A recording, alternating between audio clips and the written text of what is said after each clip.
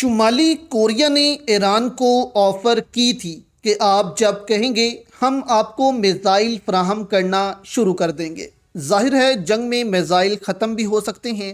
یہ اے آئی ویڈیو ایرانی میڈیا نے جاری کی ہے کہ ہم ساتھ ساتھ میزائل بنا بھی رہے ہیں، اتنے جلدی میزائل ہمارے پاس ختم نہیں ہونے والے۔ لیکن اس کے باوجود کوریا نے چلو آفر کر دی ایران کو، لیکن میزائل نہیں، اس سے بھی زیادہ طاقتور ہتھیار ایران کوریا سے لینے جا رہا ہے۔ جی ہاں دوستو، ایران کوریا سے ایک ایٹم بم لینے جا رہا ہے۔ آپ کہیں گے کہ یہ کیسے ہو سکتا ہے؟ ایٹم بم کیسے کوریا دے گا ایران کو؟ تو دوستو، یہ ہم نہیں بلکہ امریکی وزیر جان بولٹن خود کہہ رہے ہیں۔ کتنے گھنٹوں میں یہ ایٹم بم ایران کے پاس ہوگا، ان کے اس بیان نے دنیا کو ہلا دیا ہے۔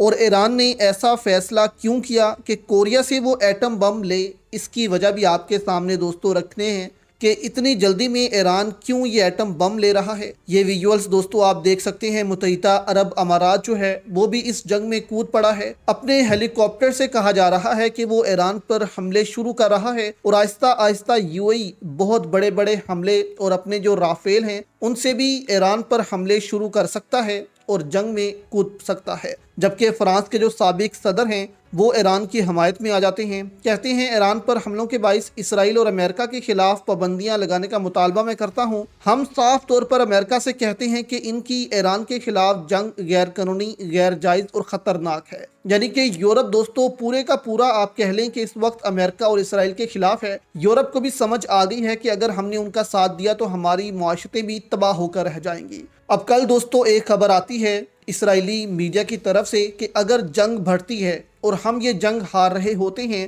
تو ہم کیا کریں گے؟ ہم ایران پر ایٹم بم گرا دیں گے۔ جی ہاں دوستو، ایران پر ایٹم بم گرانے کی تیاریاں ہو رہی ہیں، اور یہ تب گرایا جائے گا جب پاکستان کو جو ہے وہ جنگوں میں دھکیل دیا جائے گا۔ پاکستان کا بھی بڑا نقصان ہوگا، یا پاکستان اور ایران کو ایک دوسرے کے خلاف کر دیا جائے گا۔ اس کے بعد اسرائیل جو ہے وہ ایٹم بم گرائے گا تاکہ پاکستان جوابی وار ہم پر نہ کر سکے۔ اب یہاں پر دوستو اسرائیل اور امریکہ کے اس فیصلے کے بعد ایران نے جو ہے یہ فیصلہ کیا کہ ہم نارتھ کوریا سے جو ہے وہ ایٹم بم خرید لیں گے۔ لیکن سوال یہ ہے کہ کیا نارتھ کوریا ایٹم بم دے گا؟ جان بولٹن ایک دم سے انٹرویو دینے آتے ہیں اور کہتے ہیں کہ صرف 72 گھنٹوں کے اندر ایران جو ہے وہ نارتھ کوریا سے ایٹم بم حاصل کر سکتا ہے۔ نارتھ کوریا سے جو ہے وہ بات چیت جاری ہے۔